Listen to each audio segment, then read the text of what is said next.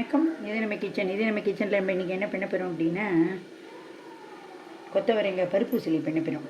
குக்கரில் ஜலம் வச்சுட்டாச்சு, இந்த மாதிரி ஸ்டாண்டை போட்டுட்டாச்சு. நமக்கு தேவையான உடனே வெறும் கொத்தவரங்காய் தான் இன்றைக்கி போட்டுட்டாச்சு. இதை வச்சு ஒரே ஒரு விசில், நீங்கள் அதுக்கு மாதிரிலாம் விடக்கூடாது, விட்டால் காய் வந்து குழஞ்சி போயிடும். இதை வச்சு நான் இண்டக்ஷன் ஸ்டவ்வில் வைக்கிறேன்.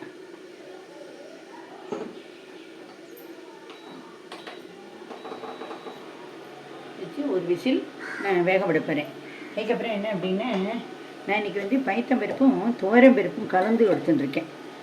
பருப்பு உசலிக்கு பைத்தம்பருப்பு பாதி, துவரம்பருப்பு பாதி, ரெண்டு மிளகாய் வத்தல். இதை வந்து இதில் போட்டுட்டு நல்லா 3 hours நான் நல்லா ஊற வச்சுட்டேன். நல்லா ஊறினா தான் காணும், அதனால் நல்லா ஊற வச்சாச்சு. ஒன்லி துவரம்பருப்பு போடலாம், வெறும் கடலைப்பருப்பில் பண்ணலாம். துவரம்பருப்பு பாதி கடலைப்பருப்பு பாதியும் போட்டு பண்ணலாம்.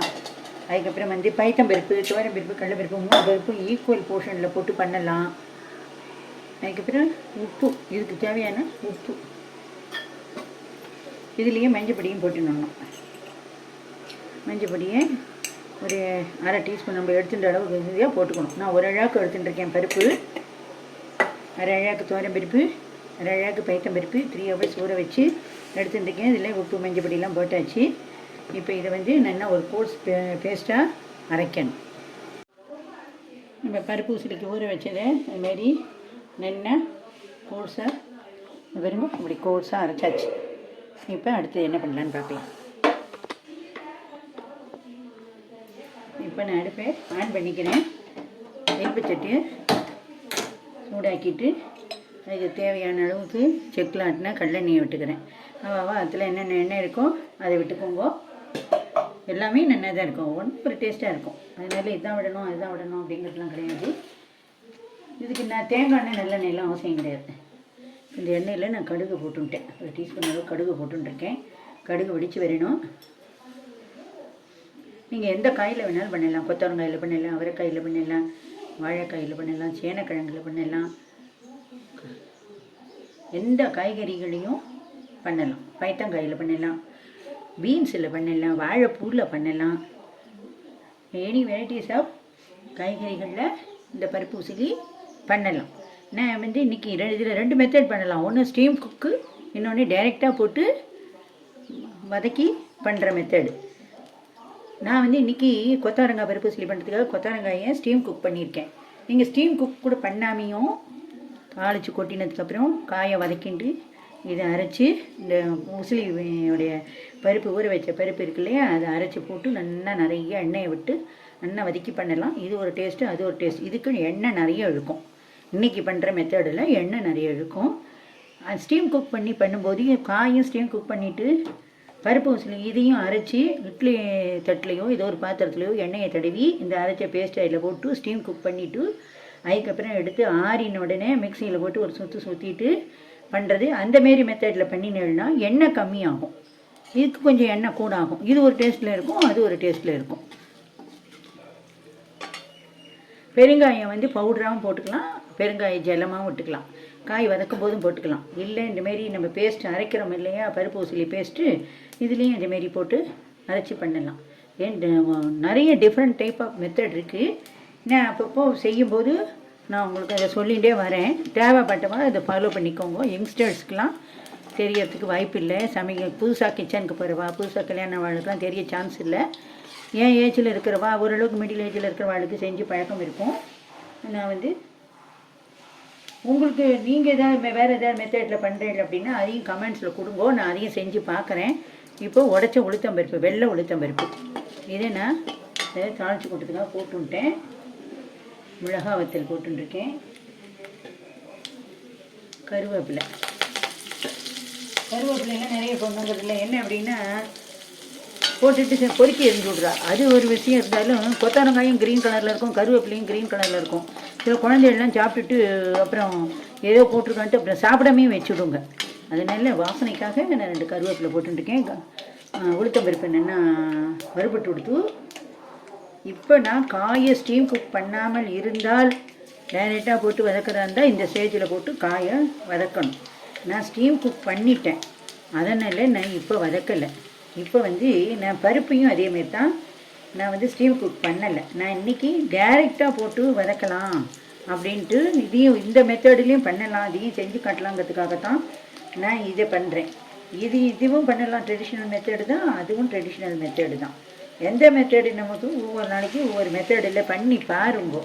உங்களுக்கு எது நல்லா பிடிக்கிறதோ, உங்கள் ஆற்றுல இருக்கிறவங்களுக்கு குழந்தைகளுக்கு எல்லாம் பிடிக்கிறதோ அதை மெத்தடை ஃபாலோ பண்ணுங்கோ. அதேமாதிரி துவரம் பருப்பு, கடலை பருப்பு, பைத்தம் பருப்பு, எதுலையும் ஒவ்வொன்றும் ஒரு டேஸ்ட் அவ்வளோதான்.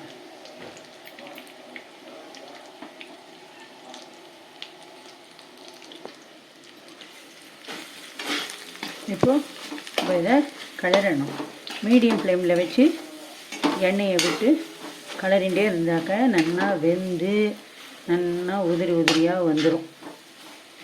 அதுக்கப்புறமா நம்ம ஸ்டீம் பண்ணி வச்சுருக்கிற கொத்தவரங்காயம் கூட போட்டு அதையும் சிட்டு கிளறி அப்புறமா அதையும் இறக்கணும்.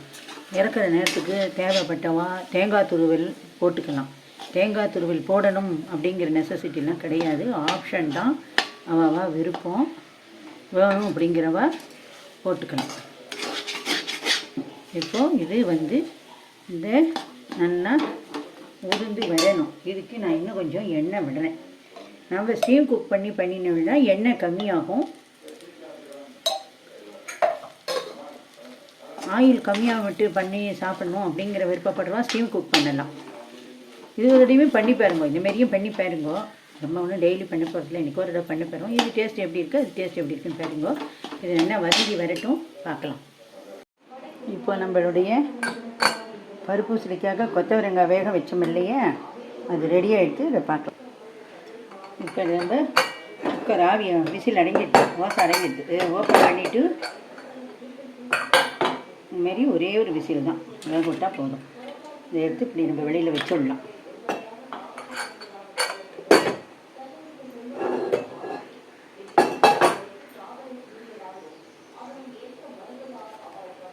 இந்தமாரி நம்ம எடுத்து வச்சுட்டுருக்கோம்.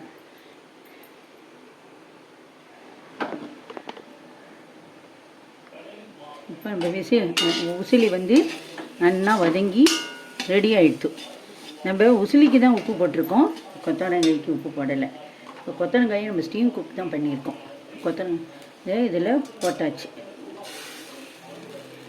இது ரெண்டுத்தையும் நல்லா இது ஒன்றா இது வந்து மிக்ஸ் பண்ணிடணும்.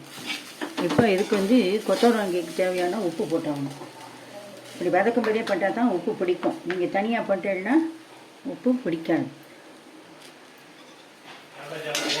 இப்போ இதை வந்து நல்லா வதக்கணும். மீடியம் ஃப்ளேமில் வச்சு நான் வதக்கிறேன். கொஞ்சம் வதங்கட்டும், பார்க்கலாம். விட்டு பெருங்காயம் ஜெல்லாம் விட்டுக்கிறோம்.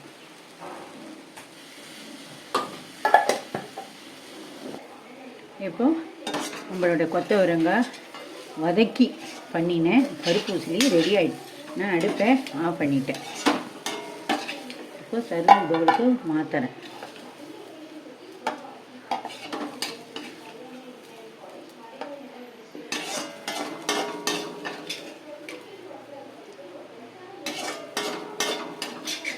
நீங்களும் இதேமாரி பண்ணி பாருங்கோ, ரொம்ப நல்லா வரும். உங்கள் ஃபீட்பேக் என்னங்கிறத சொல்லுங்க, ஷேர் பண்ணுங்க, சப்ஸ்கிரைப் பண்ணுங்க, லைக் பண்ணுங்க. இனிமேல் நீங்களும் செஞ்சு பாருங்க. நன்றி, வணக்கம்.